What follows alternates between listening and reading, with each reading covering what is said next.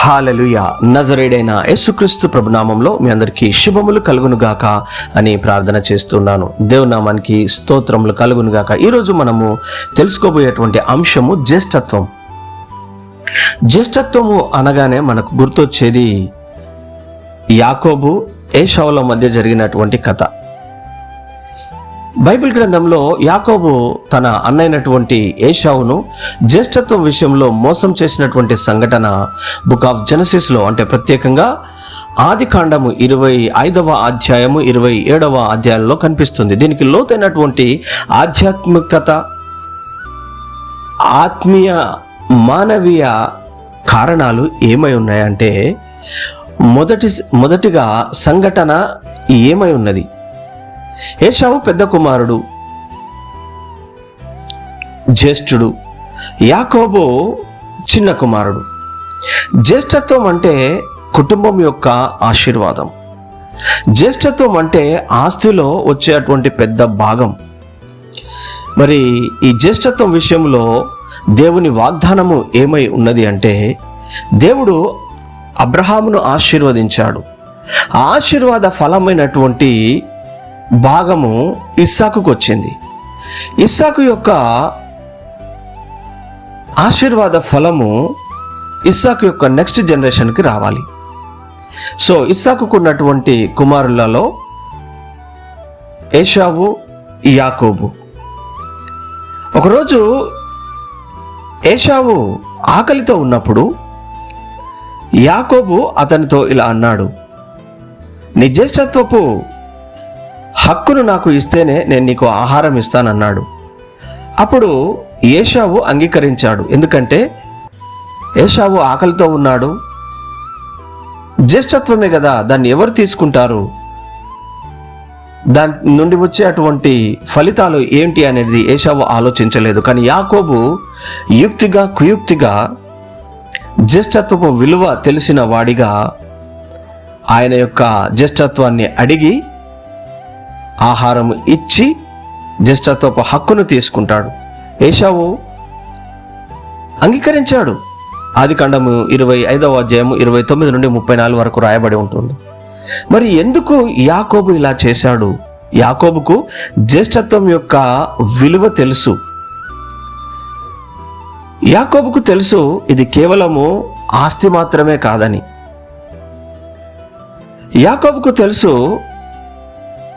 జ్యేష్ఠత్వం అనేది దేవుడిచ్చేటువంటి ఆశీర్వాదం కూడా ఈ జ్యేష్ఠత్వంలో దాగి ఉందని యాకోబుకు తెలుసు. సో యాకోబు ఆ ఆశీర్వాదాన్ని కోరుకుంటాడు.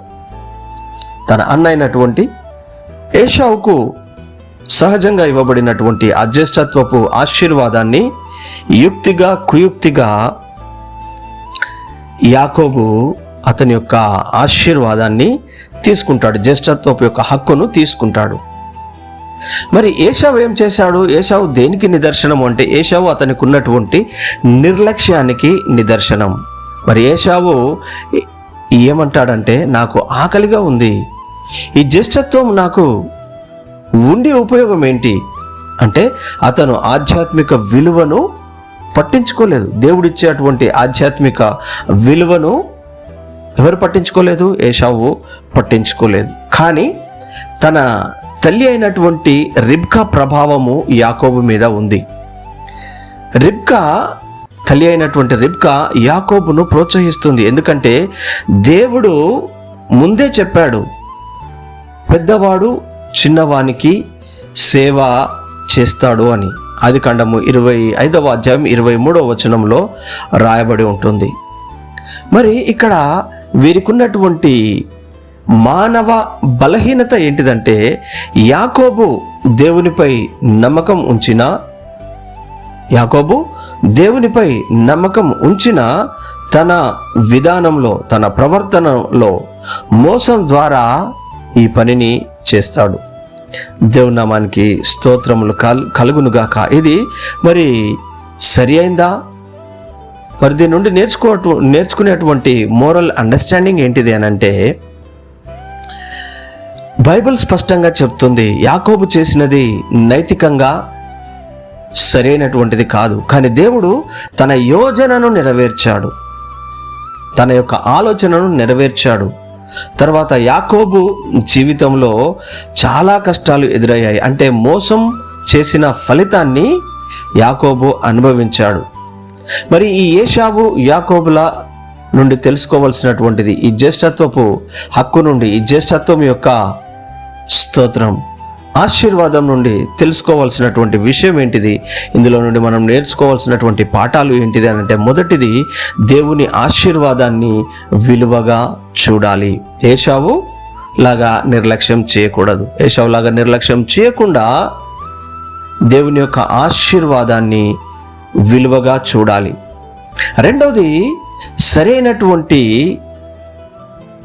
మార్గం ముఖ్యంగా ఉండాలి. ముఖ్యమైనటువంటి సరైన మార్గము ఉండాలి. అంటే మంచి లక్ష్యము ఉన్నా, నీకు మంచి ఆలోచన ఉన్నా, మంచి టార్గెట్ ఉన్నా తప్పు మార్గాన్ని ఉపయోగించకూడదు. సరైన మార్గంలోనే నువ్వు నడుచుకోవాలని దేవుడు నీకు బోధిస్తూ ఉన్నాడు. మూడోది, దేవుని పైన నమ్మకం ఉండాలి. త్వరగా పొందాలి, త్వరగా అభివృద్ధి చెందాలి, అది మోసం ద్వారా కావచ్చు అని అనుకొని, మోసం ద్వారా చేయొచ్చు అని అనుకొని ఆ రీతిగా జయించవచ్చు. మోసం ద్వారానే మనము ఆశీర్వాద ఫలాలను షార్ట్కట్లో పొందుకోవాలి అనేలాంటి మోసపూరితమైనటువంటి ఆలోచనలను నీవు చేయకూడదు అని, దేవుని పైన మాత్రమే నువ్వు నమ్మకాన్ని కలిగి ఉండాలని దేవుడు నీకు బోధిస్తూ ఉన్నాడు. చెప్పబడినటువంటి ఈ యొక్క మాటలను సింపుల్గా చెప్పాలి అని అంటే, యాకోబు ఆశీర్వాదం కోసం ఆశపడతాడు. యాకోబు దేవుడిచ్చేటువంటి జ్యేష్ఠత్వపు ఆశీర్వాదం కోసం ఆశపడ్డాడు. కానీ యాకోబు ఏం చేశాడు? తప్పు మార్గం ఎంచుకున్నాడు. ఇక్కడ ఏశావు జ్యేష్ఠత్వపు ఆశీర్వాదం యొక్క విలువను తక్కువగా చూశాడు కనుక తాత్కాలికంగా ఉన్నటువంటి సమస్య, తాత్కాలికంగా ఉన్నటువంటి ఆకలికి తట్టుకోలేక విలువైన తన యొక్క జ్యేష్ఠత్వపు ఆశీర్వాదాన్ని తక్కువగా చూశాడు. కనుక విచక్షణ రహితమైన విషయాలన్నిటినీ కూడా దేవుడు నీ ఎదుటనే పెట్టాడు. కనుక నీవు దేవుని యొక్క ఉద్దేశాన్ని, దేవుని యొక్క ఆలోచనను, దేవుని యొక్క నిర్ణయమును నువ్వు అశ్రద్ధ చేయకూడదు ఏశావులాగా అని బైబిల్ గ్రంథంలో దేవుడు నీకు బోధిస్తూ ఉన్నాడు. దేవుని నామానికి స్తోత్రములు కలుగును గాక. హల్లెలూయా.